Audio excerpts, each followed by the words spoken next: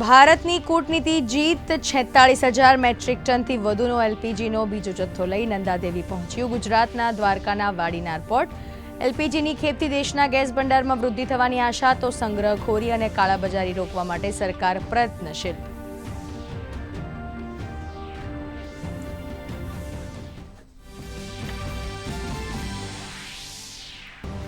દેશમાં એલપીજીનો જરૂરી માત્રામાં જથ્થો ઉપલબ્ધ. કેન્દ્ર સરકારે રાજ્યોને તાત્કાલિક ધોરણે પીએનજી કનેક્શનને મંજૂરી આપી સૂચના. હાલ એલપીજીનું 94% બુકિંગ ઓનલાઈન. તો ખાડી ક્ષેત્રમાં ભારતની તમામ નાવિક અને જહાજ સુરક્ષિત. અત્યાર સુધીમાં 2,44,000 ભારતીયો સુરક્ષિત સ્વદેશ પરત.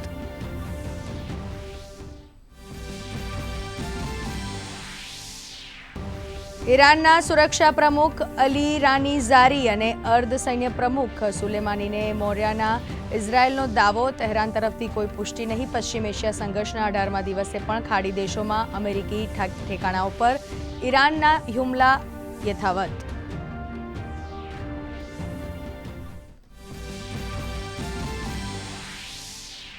લોકસભા બાદ રાજ્યસભામાં વિનિમય વિધેયક 2026 પસાર. આ પહેલા નાણામંત્રી નિર્મલા સીતારમણે વિનિમય વિધેયક પર ચર્ચાનો આપ્યો જવાબ. કહ્યું, ઘરેલું એલપીજીના ઉત્પાદનમાં વધારો થતાં ગભરાવાની જરૂર નહીં.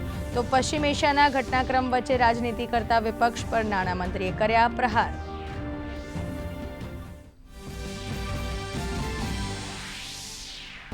લોકસભામાં રેલવે મંત્રી અશ્વિની વૈષ્ણવે રેલવે વિભાગની અનુદાન માંગણીઓ પર આપ્યો જવાબ. કહ્યું, છેલ્લા 10 વર્ષમાં રેલવેમાં આવ્યું મોટું પરિવર્તન.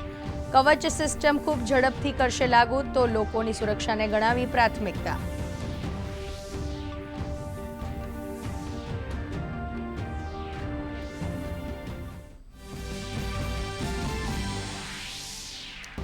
ગુજરાતમાં યુનિફોર્મ સિવિલ કોડની તૈયારી. વિધાનસભા સત્રના છેલ્લા દિવસે બિલ રજૂ થાય તેવી શક્યતા. કામકાજ સલાહકાર સમિતિની બેઠકમાં લેવાયો નિર્ણય.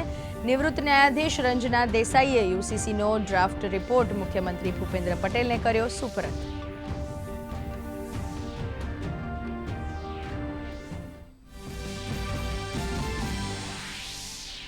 ગુજરાતમાં ખાણ ખનીજ ક્ષેત્રે મોટા સુધારા. નાના ખેડૂતો અને જમીન માલિકો માટે વહીવટી પ્રક્રિયા સરળ બનાવવા ડાયરેક્ટર એલોટમેન્ટ વ્યવસ્થા સાથે જ વલસાડ નવસારીમાં નવી કિંમતી ખનીજો શોધવાનું કામ શરૂ.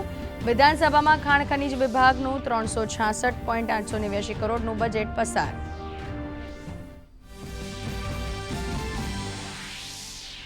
મુખ્યમંત્રી ભૂપેન્દ્ર પટેલનો દક્ષિણ ગુજરાતના ટુરિઝમને બૂસ્ટર ડોઝ. દક્ષિણ ગુજરાતના પ્રવાસન સ્થળોને જોડતા રસ્તાઓ પહોળા અને અપગ્રેડ કરવા 1,185 કરોડ રૂપિયાની આપી મંજૂરી.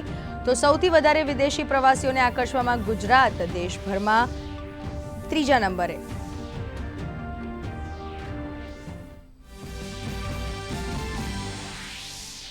ભર ઉનાળે રાજ્યના હવામાનમાં પલટો. આવતીકાલથી 3 દિવસ સૌરાષ્ટ્ર, મધ્ય અને દક્ષિણ ગુજરાતમાં ભારે પવન સાથે વરસાદની આગાહી. તો આજે 38.3 ડિગ્રી મહત્તમ તાપમાન સાથે રાજકોટ રાજ્યનું સૌથી ગરમ શહેર.